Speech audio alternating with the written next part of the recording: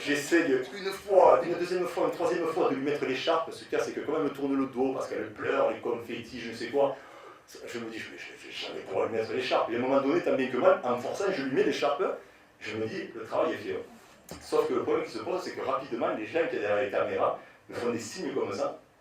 Et moi, je ne comprends pas, parce qu'on est en direct, je me dis, mais ils font des signes à moi ou quelqu'un qui est derrière moi.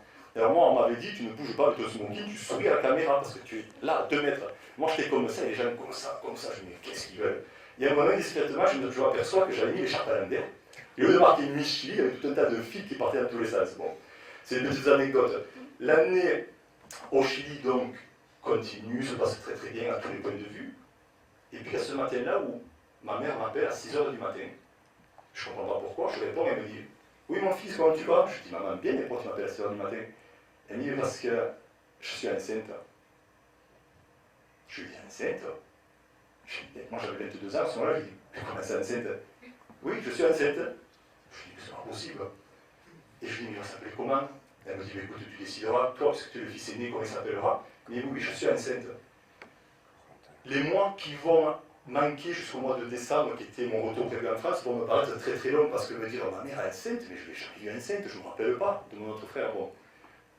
Et lorsqu'arrive la fin de l'année, quelques jours avant de partir, une boîte de casting m'appelle et me dit, Claude, avec tout ce que tu as déjà fait chez nous au niveau des médias, tout, il y a un réalisateur français qui s'appelle Jean-Jacques Hano, qui nous a contactés et qui veut tourner ici en Patagonie, c'est à Montibé. Est-ce que ça t'intéresse de participer à ce film? Je dis, oui, avec grand plaisir. Donc je signe un pré-contrat pour participer à ça. Et le tournage devait se faire début d'année 97, puisqu'il n'avait pas eu d'autorisation pour être au Tibet, donc ça devait se faire dans le sud du Chili. Et donc voilà que je laisse toutes mes affaires au Chili, puisque j'avais encore 3 ans de footballeur, et je rentre en France. Je prends l'avion, ça faisait 1 an que je n'avais pas vu mes parents. Le voyage me semble très très long, et je n'ai qu'une hâte, c'est de retrouver mes parents.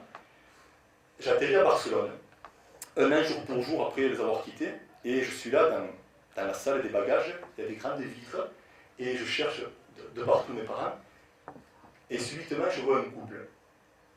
Et là, quelque chose de grave s'est passé à moi, c'est que c'était la première fois que je m'apercevais que mes parents pouvaient vieillir.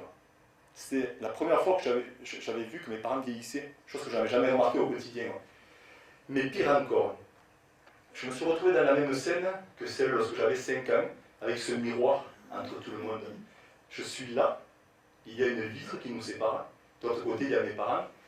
Je vois que malgré tout l'effort qu'ils ont fait, il y a quelques signes qui confirment la difficulté passagère de l'atelier de menuiserie familiale de papa. Et entre mes parents et moi, il y a cette vitre qui reflète mon image. Et ce jour-là, je me suis détesté.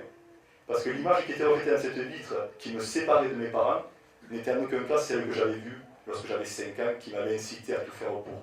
Et là, je me suis dit, attends, sportif, belle gueule, bien habillé, tes parents sont en train de galérer, toi tu fais le fanfaron aux 4 coins de la planète. À partir de ce moment précis, alors même que mes parents n'étaient pas informés, je savais très bien que je ne repartirais plus jamais au Chili. Mon second frère allait naître 3-4 mois après, et ça passait bien au-delà de tout ce qui pouvait m'arriver là-bas au Chili. Donc je récupère mes bagages, je retourne mes parents, on s'embrasse très très fort, tout ça. Alors mon fils, tu vas me raconter? Je leur dis oui, je vais vous raconter, mais ils ne savent pas qu'à ce moment-là, je ne repartirai jamais. Les fêtes de Noël se passent super bien et tout ça, et puis discrètement, durant le mois de janvier, j'essaie à travers des fax de commencer à négocier avec Colo Colo en disant je ne reviendrai pas. Le directeur sportif de Colo Colo me dit mais tu as 3 ans de contrat. Je lui dis c'est gentil, mais je ne reviendrai pas, mes parents passent avant tout. Et je suis désolé, même si on est dans un bras de fer, je ne reviendrai pas à Colo Colo, je ne reviendrai pas au Chili, je ne reviendrai pas en Amérique du Sud, je veux rester aux côtés de mes parents. Ils ont besoin de moi. Après plusieurs jours de tractation, ils acceptent. Et d'autant plus qu'à ce moment-là, les médias en France commençaient à pas mal parler de moi, donc je pensais que je retrouverais facilement un club. Bon. Et finalement, je me retrouve, après avoir connu le faste au Chili, pendant 6 mois de chômage en France, à courir seul dans mon ciel. Je quitte cette parenthèse-là, on va aller un peu plus loin. Durant l'été 98, c'est la Coupe du Monde en France. La France est championne du monde. Je revois encore cette phrase de Thierry Roland qui dit « Je peux enfin mourir tranquille ». Et pendant la Coupe du Monde, j'ai envoyé des fax aux 4 coins de la planète et plusieurs clubs me contactent, la Suisse, la Bulgarie et notamment l'Islande. Je me dis, quoi de plus beau après avoir joué dans le pays le plus bas que d'aller jouer dans le pays le plus haut. Et je pars pour l'Islande. Je signe en Islande dans un club qui s'appelle le Trottour, un club de première division. Le passage footballistique en lui-même ne m'a pas laissé des grands souvenirs parce que le football n'était pas un football qui me convenait. Mais c'est pas grave, je devenais le premier Français à avoir aussi joué dans le football islandais. Ce qui était intéressant, c'est que tout auréolé de ce titre champion du monde, les médias s'intéressaient bien plus à moi et à mon parcours. Et c'est comme ça qu'un beau jour, il y a un journaliste de l'équipe qui m'appelle et qui me dit « Monsieur Kobi, est-ce que je peux venir en Islande faire 2-3 lignes sur vous ?» Je dis « Oui, bien sûr, avec grand plaisir. » Et il vient et on va manger tous les deux. Bon. Et on est en train de manger. À l'époque, j'avais une copine qui était islandaise, qui travaillait dans le mannequinat, et qui m'appelle pendant le repas me disant « Ça ne te dérange pas si en fin de repas je vous rejoins ?» Je dis « Non, il n'y a pas de souci, je suis avec un journaliste. » Et elle me dit « Mais je suis avec une cousine. » Je dis « Ben oui, il n'y a pas de souci. » Sur le principe, je pensais qu'il n'y avait pas de souci. J'étais assis face à la porte du restaurant, face à ce journaliste, qui est une sommité du journalisme en France aujourd'hui. Et à un moment donné, je vois la porte du restaurant s'ouvrir, je me dis, oh putain. Je me dis, ça déconne, il fait moins 15 dehors, laisse tomber les tenues vestimentaires. Et dans ma tête, je me dis, oh, la réaction du journaliste, c'est qu'il va voir ça va être folklorique. Il est en train de boire son café, et elles arrivent, toutes contentes, et je revois encore son expression, oh putain.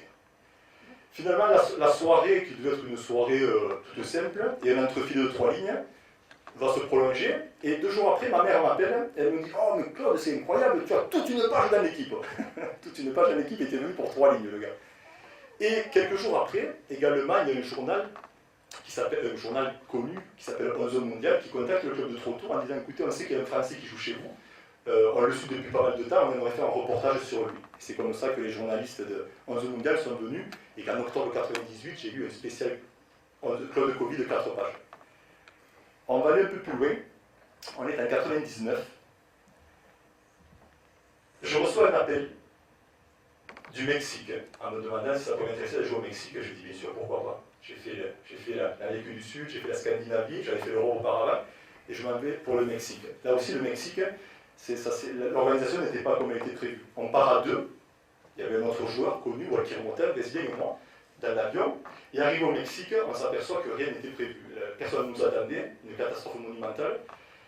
Le problème, c'est que quand je suis parti au Mexique, en partant, j'avais, entre parenthèses, volé un billet de 500 francs à ma mère. Je lui avais laissé un petit mot en lui disant « Maman, je te les prends », parce que je n'avais pas de liquidité, je les rendrai plus tard. Et lorsque j'arrive au Mexique, on s'aperçoit que finalement, rien n'était prévu. On s'est retrouvé avec ce joueur 2 ou 3 jours à galérer dans un hôtel. Lui, à total, il m'a dit « Mon Claude, moi j'ai 35 balais, je ne vais pas faire le con, c'est mal organisé, je rentre ». Et je me retrouve au Mexique sans billet retour, avec 500 francs en poche. Et là, pareil, j'ai commencé depuis cet hôtel à faxer dans tous les clubs. Des clubs ont commencé à m'appeler et je me suis retrouvé à faire un essai dans un club, Léon, qui s'est bien passé. Et j'ai signé un contrat avec ce club de Léon de 2 ans. Je devenais le premier footballeur dans ce club français. Là aussi, ça a été une année très intéressante, footballistiquement, médiatiquement, à tous les points de vue. Les après-midi de footballeur étant tristes, il n'y a rien à faire, j'allais souvent au zoo, qui était ma passion. Et j'avais tellement sympathisé avec le directeur du zoo qu'un beau jour il m'appelle, il me dit écoute Claude, il me dit je dois partir quelques jours, on a un jaguar qui a eu une portée, si ça t'intéresse de garder ce bébé jaguar chez toi pendant quelques temps, parce que sa maman le rejette. C'est comme ça que je me suis retrouvé avec un bébé jaguar à la maison pendant quelques mois comme animal domestique. De l'année au Mexique, là aussi a été une année super intéressante, jusqu'au jour où un joueur, qui était une des stars de l'équipe, un costaricain, qui allait me voir en pleurs sur le parking, à la sortie, et il me dit français, il me dit mais toi, il me dit tu viens bien du pays des droits de l'homme, non? Je dis oui, pourquoi? Il me dit parce que, tu vois français, on ne te le dit pas dans le vestiaire, mais je suis sûr que toi tu es payé mois par mois. Je dis oui. Mais tu vois, nous dans l'équipe, il y a certains, ça fait 3-4 mois qu'on n'a pas été payé.